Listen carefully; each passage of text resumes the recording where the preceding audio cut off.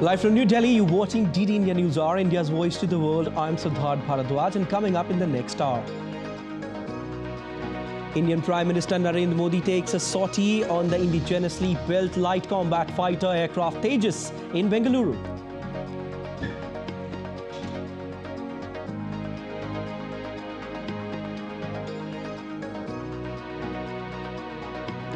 Massive rescue operations in last phase to evacuate 41 trapped tunnel workers in India's Uttarakhand. Israeli Prime Minister Benjamin Netanyahu says that Tel Aviv is committed to return of all hostages. I emphasize to you, the families, and to you, the citizens of Israel, we are committed to the return of all our hostages. India's top-seeded shuttlers Satwik-Chirag to take on Chinese duo He Ji-jing and Ren Jiang-yu in semi-final of China's Masters Super 750 tournament.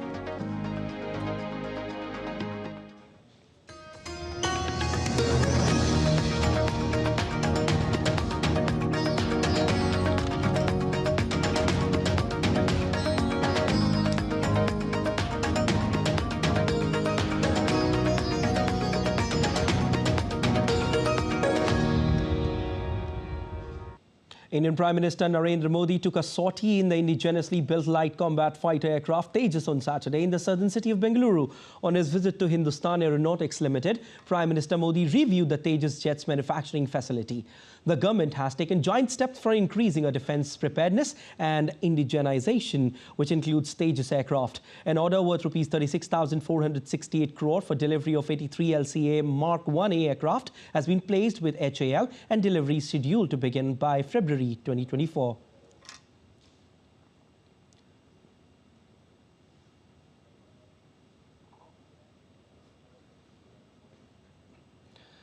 Prime Minister Narendra Modi visited Hindustan Aeronautics Limited in Bengaluru, where he flew in Tejas, specially crafted aircraft with advanced technologies, and will be very much beneficial for the fighter pilots going for the combat. He also put out a tweet thanking the DRDO, HAL and all the Indians and congratulated them as he flew in Tejas.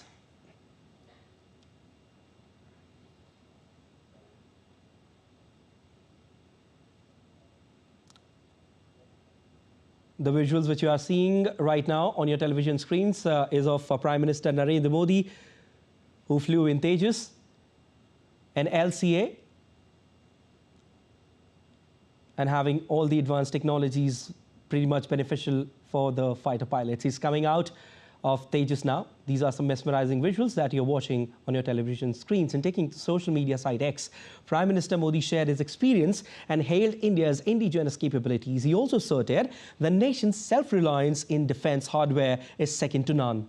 He wrote, and I quote, "Successfully completed a sortie on the Tejas. The experience was incredibly enriching, significantly bolstering my confidence in our country's indigenous capabilities and leaving me with a renewed sense of pride and optimism about our national potential."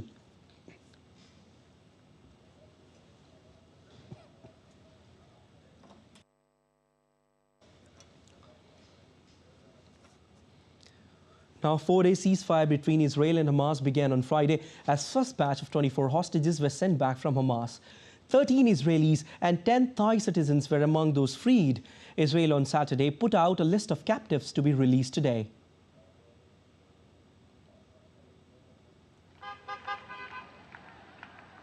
There was a sense of joy as crowds of Israelis welcomed hostages released by Hamas. Hamas released 24 hostages in exchange for 39 Palestinian prisoners on day one of the four-day ceasefire between Israel and Hamas. The deal was brokered by Qatar, Egypt and the United States. According to the agreement, a total of 50 hostages are to be released by Hamas in return for 150 Palestinian prisoners over a span of 4 days. Well, let's take you across to the national capital in National Media Center, where National Disaster Management Authority is briefing the media on tunnel collapse rescue operations. Pipe भी अभी भी function आराम से कर रहा है, बातचीत हो रही है, लाइन का कम्युनिकेशन बंधा हुआ है, चल रहा है, और कुछ रिश्तेदार भी आ गए हैं वहाँ पर। वो रिश्तेदार, उनके साथ उन्होंने बात भी की है, तो मानसिक तौर पर मनोबल उनका जो है वो पूरी तरह से बना हुआ है। जहाँ रेस्क्यू ऑपरेशंस का सवाल आता है, कल से कुछ थोड़ी और ज़्यादा अड़पड़ें आ गई हैं कि जो ऑगर जिसके ऊपर अभी तक पूरा दारोमदार था, जिस पे ज़्यादा फोकस था हमारा कि ये जो हॉरिजॉन्टल एक्सेस हम बना रहे थे सीएलएसआर की तरफ से, जो सिल्कियार की तरफ से जो हम कोशिश कर रहे थे अंदर जाने की, मलबे के अंदर 62 मीटर 63 मीटर, वो जो अप्रोच है उसके अंदर कुछ बाधाएं आ गई हैं अब। और ऑगर जो है, जो अच्छा काम कर रहा था अभी तक और तकरीबन 47 मीटर तक चला गया था, उसमें कुछ टूट पड़ी, आगे के हिस्से में कुछ टूट पड़ी, कुछ हिस्सा तो बाहर निकालना पड़ा, निकालने में सक्सेसफुल हो गए, मगर कुछ जो टूटा उसका हिस्सा था वो अंदर रह गया, और उसको धीरे धीरे निकालने की कोशिश की मगर नहीं उसके अंदर सक्सेसफुल रहे। उसको काट के अब निकालना पड़ रहा है, और काटने के लिए काफ़ी सोफिस्टिकेटेड, आप समझिए एडवांस्ड मशीनरी जो है वो चाहिए। वो मशीनरी भी अब इंडियन एयरफोर्स ने अलग जगह से एयरलिफ्ट की है और उसको वहाँ पर पहुँचाने की अभी कोशिश हो रही है। तो हाल में अभी के लिए टेम्पररी जो ये ऑगर का रूट था, ये तो आप समझिए कि इस पे कोई ज़्यादा प्रोग्रेस नहीं हुई है, हॉल्ट हो गया है, और अब कटर्स का काम वहाँ पर ज़्यादा है, कटिंग का काम है, जिससे कि जो अंदर फंसा हुआ माल है इसका, उसको निकाला जाए। ऑप्शन ये रहता है कि जब ये निकल जाएगा बाहर, जो उसका टूटा हिस्सा जो है वो निकल जाएगा बाहर, जो भी जरिया इस्तेमाल करते हैं, तो इसको फिर मैनुअली अंदर से इसका खुदाई करके, और ऑगर की मशीनरी का इस्तेमाल तभी भी किया जाएगा सिर्फ पाइप को धक्का देने के लिए। पाइप आप मैनुअली खोद कर और फिर पाइप को धक्का देंगे। मैनुअली जब कहते हैं खोदना, उसके लिए भी पावर टूल्स हैं, पावर टूल्स आते हैं, पावर टूल्स का इस्तेमाल किया जाएगा, मगर ऑब्वियसली प्रोसेस जो है वो उतना ज़्यादा तेज़ नहीं होगा जैसे पहले 4 से 5 मीटर पर घंटा था, वो उस तरह की स्पीड नहीं आएगी। मगर अच्छी चीज़ तो ये है कि ये रास्ता बना हुआ है, इसको स्टेबलाइज करना है, स्टेबलाइज रखना है, और इस जरिए को हमने इग्नोर नहीं करना है। इसी पे जब ऑगर का टूटा हिस्सा बाहर निकल आएगा, इसी पे कोशिश दोबारा जारी की जाएगी। दूसरी चीज़ है कि ऑल्टरनेटिव मैं आपको तरीके बताता गया हूं पिछले 3-4 दिन से। तो अब जो ऊपर से मैंने बताया था कि इधर जो सिल्कियार तर के ओपनिंग की तरफ जो टनल के छत के ऊपर पहाड़ है, वहाँ तक बीआरओ ने सड़क बना दी थी। अब वो मशीनरी, शायद आप लोगों ने देखा भी होगा, कुछ उसके वीडियो के वो भी आ रहे थे, झलकियाँ आ रही थी उसकी, उस मशीनरी को ऊपर ले जाने में काफ़ी सक्सेसफुल हो गए हैं। वहाँ पर पहले से प्लिंथ बना हुआ है, अब उसको प्लेसमेंट करने का जो है पूरा अभियान चलेगा। वो एक दफ़े प्लेस हो जाएगी तो ऊपर से खुदाई भी फिर शुरू हो सकती है। इसका जो डायमेंशन होगा वो तकरीबन 1.2 मीटर 1200 मिलीमीटर जो है वो इससे भी बड़ा होगा, क्योंकि ये तो 900 मिलीमीटर है, वो 1200 मिलीमीटर मगर ऊपर से नीचे होगा। 86 मीटर 86 मीटर की डेप्थ तक इसको जाना पड़ेगा, और फिर नीचे जो टनल का क्रस्ट है जो अभी गिरा हुआ है, यहाँ पर 62 मीटर जो गिरा हुआ है, उस क्रस्ट को इनकाउंटर करेंगे, उसको तोड़ना पड़ेगा और फिर उसके अंदर जाना पड़ेगा। तो ये इसमें भी थोड़ा वक्त लगेगा। तो जो भी तरीके हम इस्तेमाल कर रहे हैं इस वक्त, इनमें हमें थोड़ा पेशेंस, धैर्य रखना पड़ेगा, बेयर करना पड़ेगा इसको, कोई प्रेशर नहीं डालना है वर्कफोर्स पर। याद रखिए कि जहां पर भी काम हो रहा है खतरनाक काम है।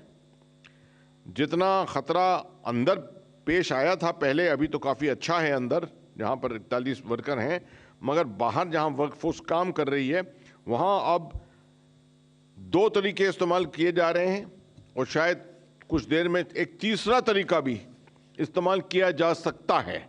अगर वहां पर जगह रही काफ़ी, अगर स्पेस रही काम करने के लिए, तो जो तीसरा तरीका हमने बताया था ड्रिफ्ट तरीका, वो भी शायद अपनाया जाए। अभी इसके बारे में कोई सर्टेनिटी नहीं है, मगर शायद अपनाया जाए। तो अभी स्थिति ये है कि हमने ये 47 मीटर जो खुदा है और पाइप जिसके अंदर लगा हुआ है, इसको स्टेबल रखना है। इसके अंदर से जो टूटा हिस्सा ऑगर का है उसको हटाना है और साइड की ड्रिफ्ट शुरू करने के लिए तैयार रहना है। टॉप डाउन ड्रिलिंग की तैयारी करनी है और मेरे ख्याल में अगले कुछ 1 या 2 दिन में, शायद उससे पहले, इसकी भी ड्रिलिंग शुरू हो जाए। और जो अंदर हमारे भाई हैं, 41 भाई वहाँ पर जो हैं, उनको स्टेबलाइज करके उनको स्ट्रेंथन करना है।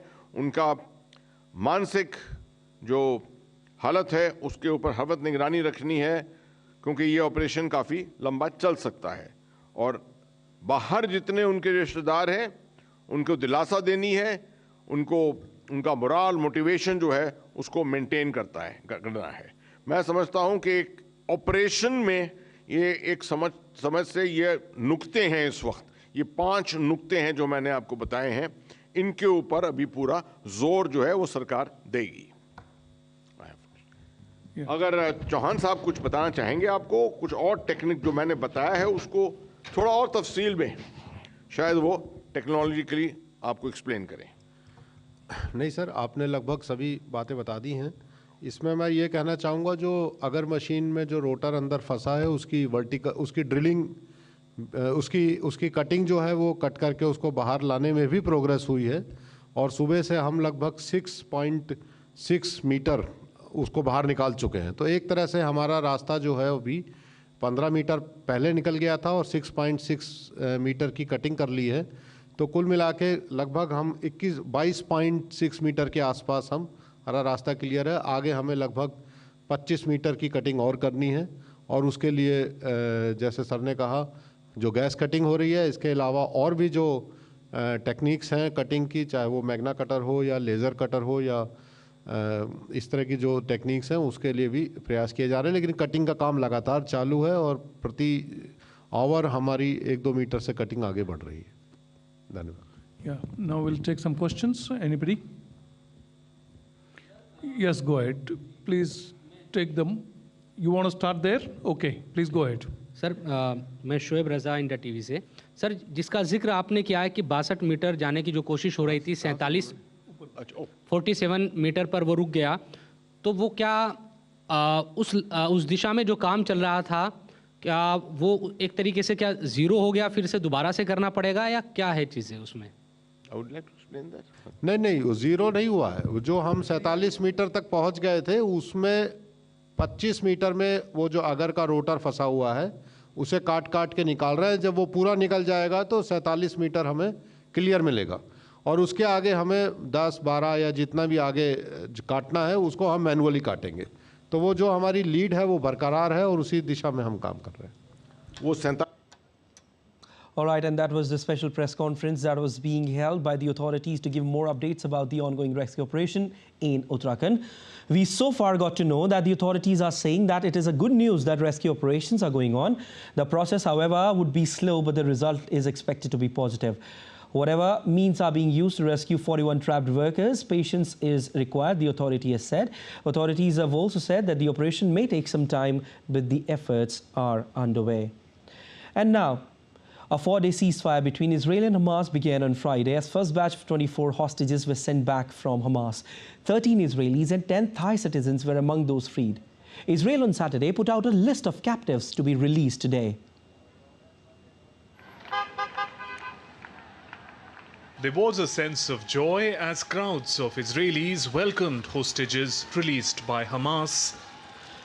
Hamas released 24 hostages in exchange for 39 Palestinian prisoners on day one of the 4-day ceasefire between Israel and Hamas.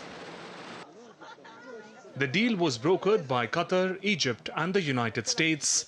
According to the agreement, a total of 50 hostages are to be released by Hamas in return for 150 Palestinian prisoners over a span of 4 days. Israeli Prime Minister Benjamin Netanyahu took to social media to confirm the release of hostages. We have now completed the return of our first of our hostages, children, their mothers and other women, each and every one of them in a whole world. But I emphasize to you, the families, and to you, the citizens of Israel, we are committed to the return of all our hostages. This is one of the goals of the war, and we are committed to achieving all the goals of the war. US President Joe Biden also hailed the release. Over the next few days, we expect that dozens of hostages will be returned to their families. We also remember all those who are still being held and renew our commitment to work for their release as well. 2 American women and 1 4-year-old child, Abigail, who remains among those missing. We also will not stop until we get these hostages brought home and an answer to their whereabouts. I remain in personal contact with the leaders of Qatar, Egypt, and Israel to make sure this stays on track and every aspect of the deal is implemented. The Israeli army said that hostages were escorted by the Red Cross crew to Egypt through the Rafah crossing. They were later transferred to hospitals where they also met their family members. A first pause since October 7th in the 7 weeks of continuing conflict has come as a relief, though both sides state the truce is just temporary. Now, as part of the 4-day truce, along with the release of the hostages, trucks carrying humanitarian aid began to enter Gaza. As per the deal, 130,000 litres of diesel fuel, 4 trucks of gas and 200 trucks of humanitarian aid will enter Gaza during the truce. DD India's correspondent William Denslow reports from UN headquarters. Thanks to this 4-day pause in the fighting, the UN says it's managed to scale up the delivery of humanitarian assistance in Gaza. They say that includes being able to deliver to hundreds of thousands of people more food, more water and more medical supplies across the Gaza Strip. UN officials speaking Friday said they also managed to cross 129,000 litres of fuel and 4 trucks of gas into Gaza. UN officials say they hope this is a sign of things to come. We hope the agreement between Israel and Hamas, now in force, will bring respite to the people of Gaza and Israel and some relief to the hostages and detainees who will be released and to their families. We hope it allows grieving families to honor their dead and bury them with dignity. And we hope that this humanitarian pause leads to a longer-term humanitarian ceasefire for the benefit of the people of Gaza, Israel, and beyond. The deal between Israel and Hamas was brokered with the assistance of Qatar, Egypt, and the United States. Speaking on Friday, President Joe Biden touted the role that Washington played, said that there was extensive US diplomacy. He said the deal was brokered in a way that allowed the pause to continue. He said that is the goal. He said that it's just a start, but things are going well. William Denslow in New York, reporting for DD India. Well, the Israeli military released video of what it says is aid entering Gaza via the Rafah crossing on the first day of the conflict's truce. The UN Humanitarian Office said 137 trucks of goods had been offloaded in Gaza, the biggest convoy received since October 7th. US President Joe Biden earlier said there was a real chance of extending the truce and that the pause in fighting was a critical opportunity to get humanitarian aid into Gaza. And Russia launched its Biggest Shahed kamikaze drone attack yet on Ukraine overnight, primarily targeting Kyiv, Ukraine's Air Force said on Saturday morning. At least 5 people are wounded as the rumble of air defenses and explosions woke residents at the sunrise. The attack began hitting different districts of Kyiv in the early hours of Saturday. The air raid warning lasted a total of 6 hours. President Volodymyr Zelensky said over 70 Iranian-designed Shahed kamikaze drones had been launched at Ukraine and that most, but not all, had been downed. The Air Force subsequently announced it downed 71 Shahed drones and 1 missile as well. The attack, which came in early hours of day that Ukraine commemorates the 1932-33 Holodomor famine that killed several millions Ukrainians, was an act of willful terror, Zelensky added. Kyiv's mayor Vitaly said that the attack had injured 5 people, including an 11-year-old girl, and damaged buildings in districts all across the city. Russia and Ukraine pressed on with their military operations on Friday, striking each other's military targets, according to official briefings from the two countries. Russia claims that its forces have repelled Ukrainian attacks in multiple directions, while Ukraine said its forces hit concentrations of Russian troops, weapons and military equipment.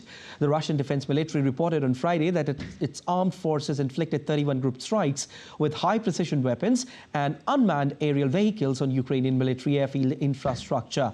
Meanwhile, the Ukrainian armed forces continued their offensive operations and repelled more than 60 Russian assaults in eastern Ukraine. The Ukrainian missile troops hit 2 concentrations of troops, weapons and military equipment and 1 logistics center of Russia, according to the General Staff of the Armed Forces of Ukraine. Ukraine's President Zelensky names 3 key victories Ukraine needs to secure on international front, which includes the approval of major aid packages from US Congress and European Union and a formal start of accession talks to join the bloc. Zelensky made the comments at a joint press conference with Latvian President Edgars Rinkēvičs.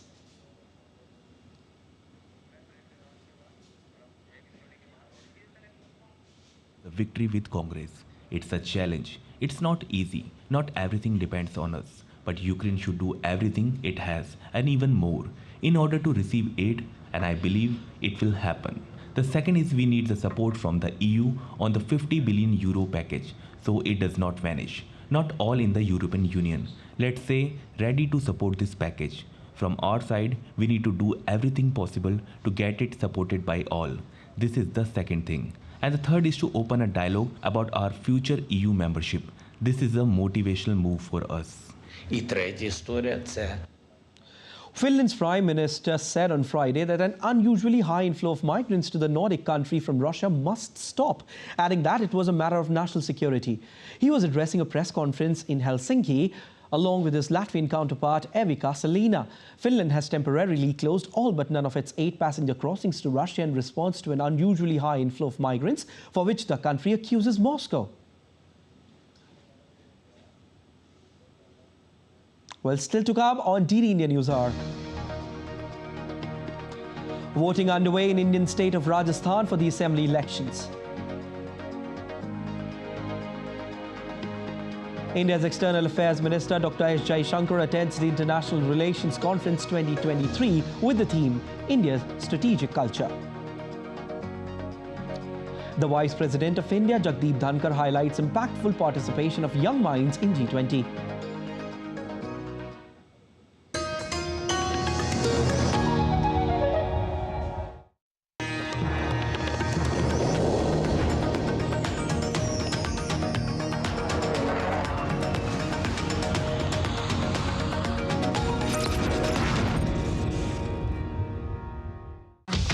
A platform for the developing world, amplifying the voice of the Global South with a focus on the growing economies, resolving the conflicts, showcasing the culture, tradition, heritage and diversity. Watch Voice of the Global South at these times on DD India. This 4-day cessation of action that has been announced might hold for a longer time. We don't want a ceasefire. We want to eliminate Hamas. If we do a ceasefire, Hamas will not be eliminated. If we do a ceasefire, the hostages, the rest of the hostages will not be released. From Lashkar Taiba or any other organization that is harming our friends, is doing something wrong, financing, whatever it is, we would go against it, regardless if it's in the list or not. Because one should do that, because we should unite. As Prime Minister Modi ji said, we have to, terrorism is global, we have to unite against terrorism.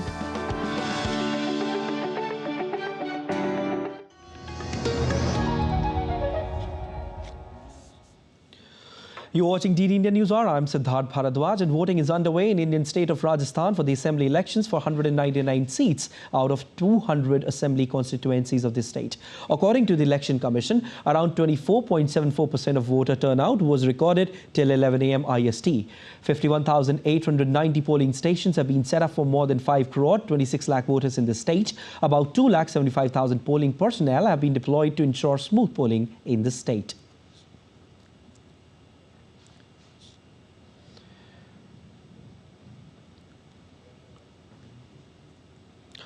And rescue operations are underway to evacuate the trapped workers from Satwik-Chirag tunnel in Uttarkashi in India's hilly state of Uttarakhand. Various government agencies have been mobilized and each have been assigned specific tasks to ensure the safe evacuation of the workers.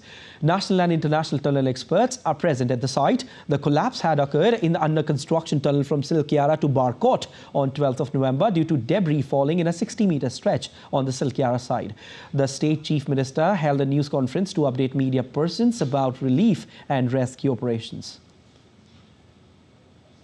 Chief Minister of Uttarakhand Pushkar Sindhami at a media briefing on Saturday said that the government is working on all the possible options to reach the workers.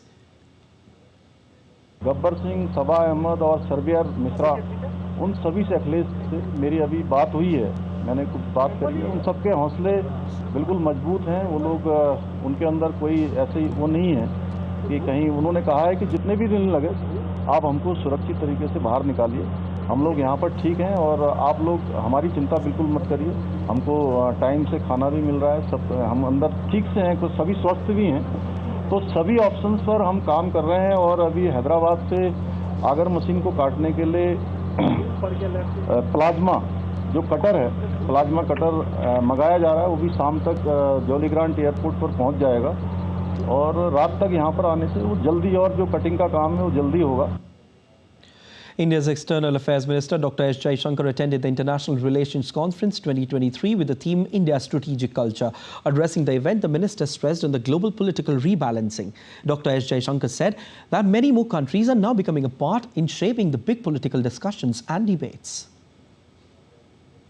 Over the years, there has also been a political rebalancing in the world. So if you look at the big political discussions and debates, many more countries shape it and participate in it than perhaps they did a few decades ago. But it's not just who is talking. It is also what are they talking, whose terms are they using, what is the narrative, what are the metaphors, what are the terms in which the conversation is taking place, what are the concepts. And that is where, if we reflect on it, you realized that the world perhaps has not changed as much as we think it is. And India's Minister of State for External Affairs, V. Muralidharan, paid an official visit to Tanzania and Kenya from November 20 to 23rd. During his visit, MOS called on the President of Zanzibar and expressed his commitment to further strengthening cooperation with India, including the areas of trade and investment. MOS also visited IIT Madras Zanzibar campus and interacted with students and faculty.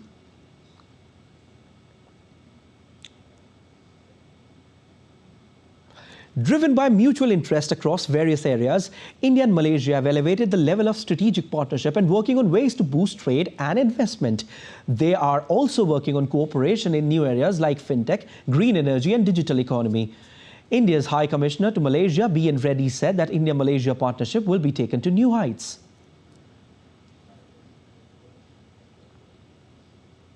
This visit, I would like to believe that would enhance our already existing engagement between India and Malaysia. A better perspective of the relationship can be given through your presence and through your interactions.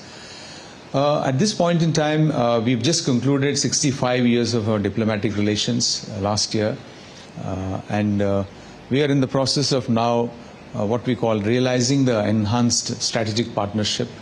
which was established during the visit of Honorable Prime Minister of India, Shri Narendra Modi ji, in 2015, where it was decided that our engagement with Malaysia would be taken to newer heights, wherein covering, I would say, the entire spectrum of the relationship.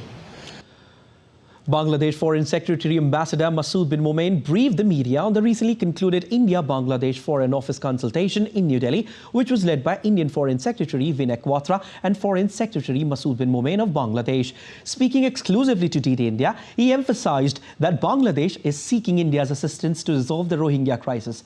He also highlighted that India has been sensitive to needs of Global South during its G20 presidency. Joined in by the Foreign Secretary of Bangladesh, who is here in New Delhi for the recently concluded Foreign Office consultations between India and Bangladesh. So my first question, obviously a lot of discussions would have happened in the Foreign Office consultations. Anything specific on the trade agreement and also when we talk about power sharing, energy sector? Well, we discussed a lot of issues, and these issues also figured prominently since India, our closest neighbor, and the trade volume is also increasing in recent times. We have to fast track the SEPA negotiations and right technical working groups have been formed. Also, you mentioned energy. That we see as a part of our bigger connectivity designs, ICT connectivity, also power grid connectivity, because there is a huge potential to harness the power that could be generated in Bhutan or Nepal or in the northeastern states of India. We have been seeing that the Bangladeshi Prime Minister, she participated in the Voice of Global South Summit as well as the recently concluded G20 Virtual Summit. What has been the sense of India's presidency of the G20?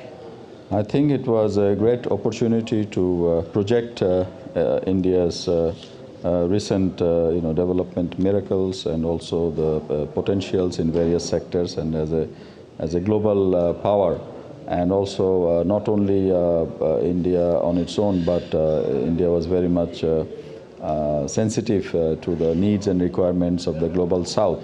India as a global voice for projecting the challenges of the South. So in general, I think it was a plus or win-win situation for all. Thank you. So one last question on the Rohingya crisis, that assistance has been sought to resolve the Rohingya crisis. What has been the talks about?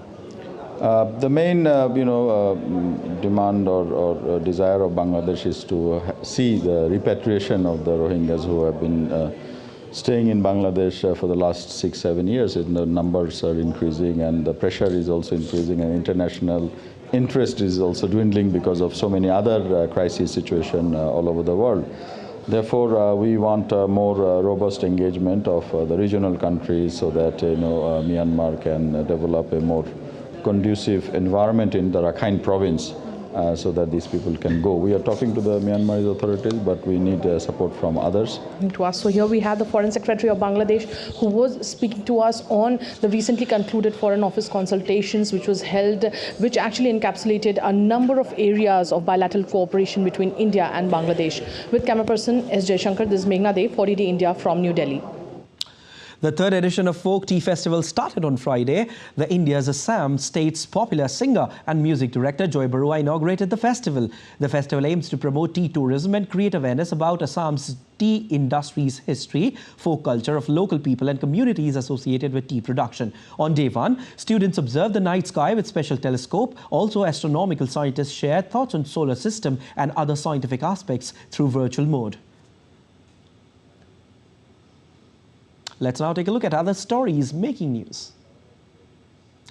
The National Cadet Corps is celebrating its 75th anniversary. On this occasion, Indian Defence Secretary Giridhar Armane and NCC Director General Lieutenant General Gurbir Pal Singh paid tribute to the martyrs at the National War Memorial in India's capital today.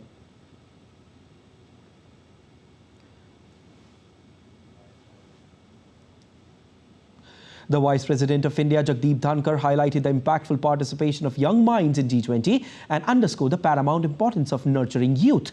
Interacting with the students, the Vice President acknowledged their initial role as ambassadors of respective countries and their transformation into global brand ambassadors upon departure. Indian Minister of State for Science and Technology Jitendra Singh inaugurated the 60th anniversary celebrations of the Indian first rocket launch at TERLS of ISRO in Thiruvananthapuram. Speaking on the occasion, Minister said VSSC has played a crucial role in realizing India's hopes and dreams in the field of space. The Viksit Bharat Sankalp Yatra was held in Kaipuram, Palakkad district of Kerala. The event included a drone demonstration on the use of nano-urea in paddy cultivation, and the intention of program were explained for the farmers.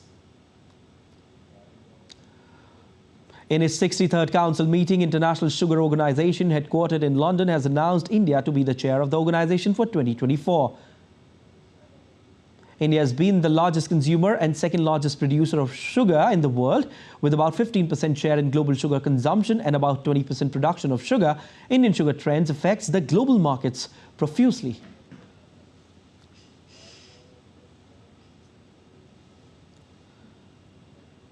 India's domestic air passenger traffic touched a new high as airlines carried 4,63,417 people. After COVID, India's domestic aircraft have seen a tremendous change, and in November, the domestic air passenger traffic scaled new peaks at least 4 times. Civil Aviation Minister Jyotiraditya Scindia said in a post on X that new record has been set in Indian domestic aviation. Well, still to come on DD India News Hour. The foreign ministers of South Korea, Japan and China will meet for the first time since the start of the pandemic. Somalia becomes the 8th member of the East African Community on November 24, 2023. Mount Etna has once again captured the world's attention with its eruption. Stay with us to know more.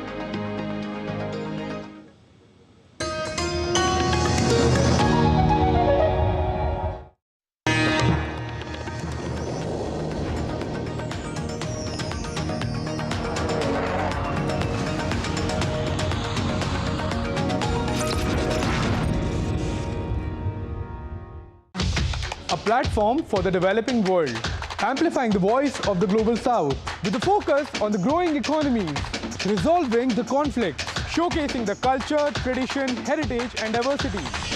Watch Voice of the Global South at these times on DD India. We just don't bring you the news as it unfolds. We get to the heart of the matter. We don't just present facts. We demystify complex social, political and economic events. We break stories that shape the world's present and future because you deserve the truth. I am Tanvi Taneja from New Delhi. I'm Ollie Barrett from London. I'm Nick Harper from Washington, D.C. Join us on DD India Global Monday to Friday at these times.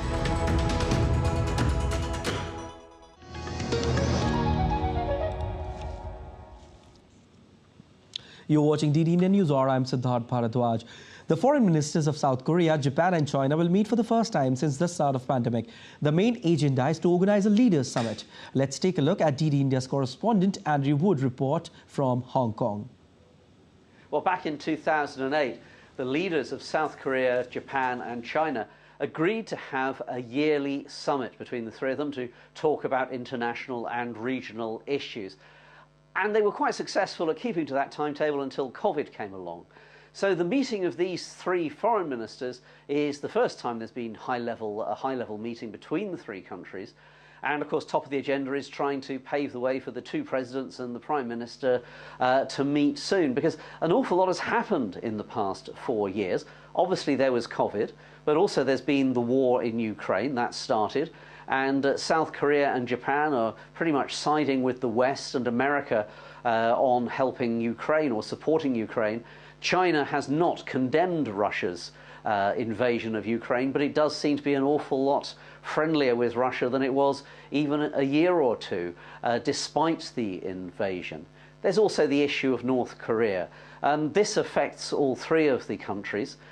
South Korea and Japan have moved closer to the United States in defending themselves against both China and North Korea, and the militaries of America, South Korea and Japan in the next week or two are due to start sharing real-time information on any missile launches that the North Koreans might be attempting to make and just general military information as well. Now, North Korea is a problem for China too. In theory, North Korea and China are friends, but to be honest, I think that people in Beijing are probably embarrassed or even rather worried about what North Korea might do next. They really don't want to see North Korea collapse. That would really upset the balance, certainly in the short term, of the diplomatic and military balance in the region. Don't forget, America has tens of thousands of troops stationed in South Korea. If North Korea did collapse, or if it wanted to unify with South Korea, then that would potentially mean there could be American troops on the border of the old North Korean border with China. So there's lots to talk about here. In Hong Kong, I'm Andrew Wood, reporting for DD India. The top diplomats of the United States, South Korea and Japan held a call on Friday to discuss North Korea's recent launch of a spy satellite. U.S. Secretary of State Antony Blinken, South Korea Foreign Minister Park Jin and Japan's Foreign Minister Kamikawa Yoko strongly condemned the November 21 launch for its destabilizing effect on the region. This week's satellite launch was North Korea's third attempt this year after two failures and followed Kim's rare trip to Russia in September, during which President Vladimir Putin vowed to help Pyongyang build satellites. North Korean leader Kim Jong-un inspected photos taken by the country's new spy satellite of major targets regions, including the South Korean capital of Seoul and cities that host U.S. military bases. State-run television KRT reported on Saturday that Kim examined the photos as well as imagery taken of some areas within North Korea during a visit to Control Center of the National Aerospace Technology Administration in Pyongyang on Friday. The photos were taken as a satellite passed over the peninsula on Friday morning and included images of Seoul and Mopko, Gunsan, Pyeongtaek and Osan, while US and South Korean military bases are located. North Korea said on Tuesday it had placed its first spy satellite in orbit, drawing international condemnation for violating UN resolutions. North Korean leader Kim Jong-un said the launch was an exercise of the right to self-defense. China will exempt citizens of France, Germany, Italy, the Netherlands, Spain and Malaysia from needing visas now to visit China for business, tourism, visiting relatives and friends or transiting for up to 15 days. This move aims to boost post-pandemic tourism. From December 1st to November 30th next year, citizens of those countries entering China will not need a visa. China has been taking steps in recent months, including restoring international flight routes to revive its tourism sector, following 3 years of strict COVID-19 measures that largely shut its borders to the outside world. And Somalia became the 8th member of the East African Community on November 24, 2023. Its administration to the EAC group marks a significant milestone in the region's geopolitical landscape. After years of negotiations and deliberations, the heads of state at the 23rd summit approved Mogadishu's entry into the bloc. This move is expected to revive Somalia's economy, which has been devastated by war. This decision comes over a year after the Democratic Republic of Congo and the EAC's most recent member was welcomed. Somalia's inclusion expands the bloc's market and provides a new coastline of over 3,000 kilometers, holding potential for offshore resources like oil and gas. With this new inclusion, the EAC's expansion plans to encompass the entire Horn of Africa, potentially welcoming Eritrea, Djibouti, Ethiopia and possibly Sudan gain momentum. DD India's Chris Ochamringa reports for more.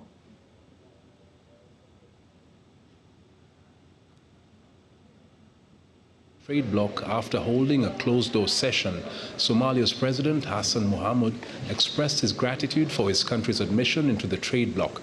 The Horn of Africa nation has joined the East African community at a time when insecurity by militia groups has posed serious challenges to the government. Leaders of the trade bloc hope to help Somalia deal with its security problems. The summit also discussed the security situation in the east of the Democratic Republic of Congo. Security chiefs from all the member states have been instructed to meet with their counterparts from the Southern African Development Community to assess the conflict in eastern DRC. Fighting has flared up between Congolese forces and the M23 rebels over the past 3 weeks. The UN says more than 200,000 people have been forced to flee their homes. The Congolese government has asked the UN peacekeeping force to leave their country for failing to stop the armed conflict that has claimed the lives of thousands of civilians. The withdrawal of the UN troops is supposed to happen in a gradual manner. It's still not clear when the troops will start leaving the DRC. Chris Sochamringa in Arusha, reporting for DD India. More than 1,000 people gathered in Amsterdam in support of groups facing discrimination in the Netherlands after Geert Wilders won Wednesday's elections. In Amsterdam's Central Dam Square, people lit candles or held up cell phone lights in a mostly silent protest 2 days after the general election.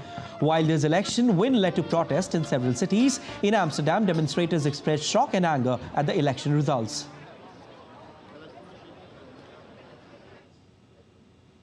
The impact of climate change on the Austrian ski industry has led to innovative solutions in the Tyrol province. Ski resorts are storing snow from the previous winter under wood chippings to combat the unpredictability of the winter season. Around 10,000 cubic meters of snow are preserved in this manner, allowing for a reliable start to the cross-country skiing season in mid-November, even as the effects of climate change on natural snow cover become more pronounced. Magma-induced seismic activity has left homes broken in Grindavik, a small Icelandic town of about 4,000 residents. The town was earlier evacuated following a warning of a feared volcanic eruptions. The residents are desperate but unable to return as the threat of volcanic eruption remains imminent. Authorities say they will carry out daily assessments to decide whether to allow their return. Seismic activity has significantly increased since the first indications on November 10, and strong earthquakes rocked the peninsula, which lies in southwest Iceland. Mount Etna, the towering volcano on the east coast of Sicily, Italy, has once again captured the world's attention with its eruption. The eruption sent a plume of ash and lava into the sky, visible from various parts of the Mediterranean island. Despite the potential hazards, operations at Catania Airport, located near the base of the volcano, have not been disrupted. In addition to the Mount Etna, Europe is on alert for another potential volcanic event. This has led to the evacuation of thousands of residents as a precautionary measure.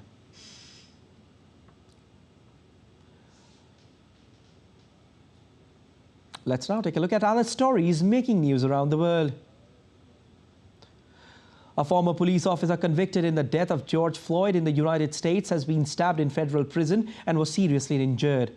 Derek Chauvin was stabbed by another inmate on Friday at the Federal Correctional Institution in Tucson. Floyd's death sparked protests in many cities in the United States and around the world against police brutality and racism. Japan's tallest building, a 330-meter-high skyscraper, opens in Tokyo. Part of the Azabudai Hills complex, the tower has 64 floors for shops, offices and residences as well. It also boasts of a digital art museum along with other cultural facilities with a capacity to shelter 3,600 people during disasters. Shoppers flocked the stores across the globe on Friday looking for discounted electronics, clothing and household goods in the kickoff to the holiday shopping season, crucial to the big retailers. Though this Black Friday seemed subdued as compared to previous years, enthusiasts continued on their shopping spree as usual. Still to come on DD India News Hour. Anish Bhanwala wins India's first ever medal in 25-meter rapid-fire pistol event in the ISSF World Cup final. Pankaj Advani completed his 5th grand double at IBSF World Billiards Championship in Doha. The 54th International Film Festival of India, one of Asia's most prestigious film festivals, continued its charm on the 5th day.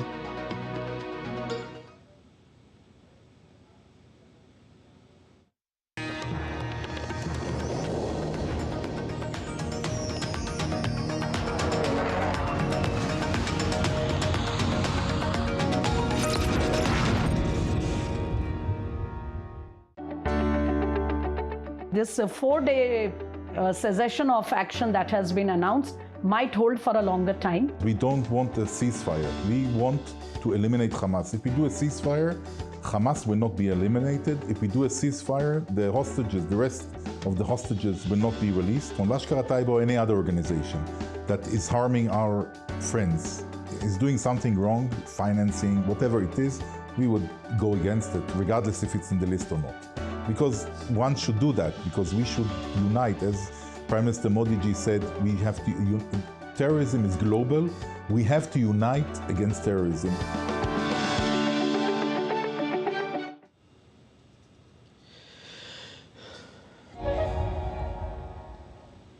You're watching DD India News Hour. I'm Siddharth Bharadwaj, and it's time now for some sport. Young pistol shooter Anish Bhanwala won India's first ever medal in 25-meter rapid-fire pistol event in the ISSF World Cup final on Friday. The 21-year-old shot 27 in the final to win the bronze in the prestigious competition in Doha. The medal in the season-ending competition capped a momentous year for the 21-year-old who won a first-ever senior individual ISSF World Cup stage medal and a first senior Asian Championships medal and a Paris Olympic quota place.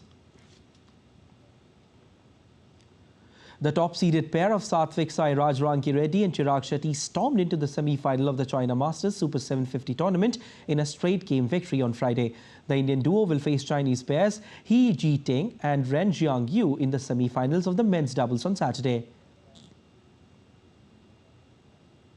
Pankaj Advani completed his fifth grand double with a dominating 5-0 win over compatriot Saurav Kothari in the final of the IBSF World Billiards Championship in Doha on Friday.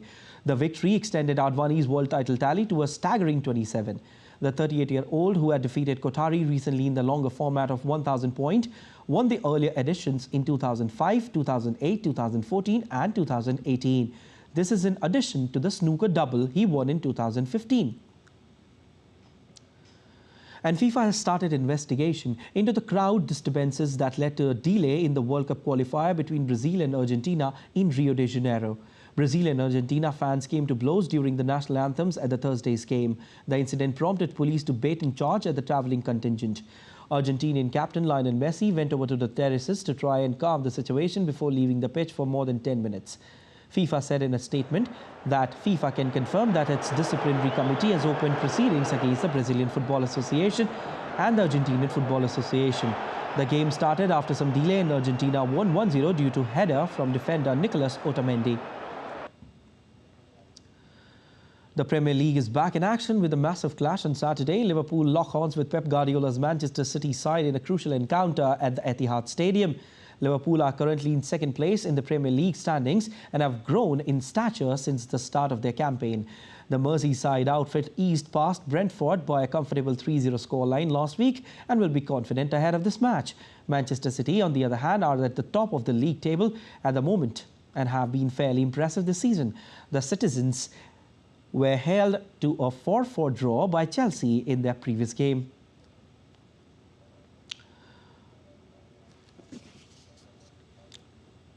The 54th International Film Festival of India, one of Asia's most prestigious film festivals, continued its enchantment on its fifth day on Friday. The festival has attracted film enthusiasts, professionals and film enthusiasts from all over the world.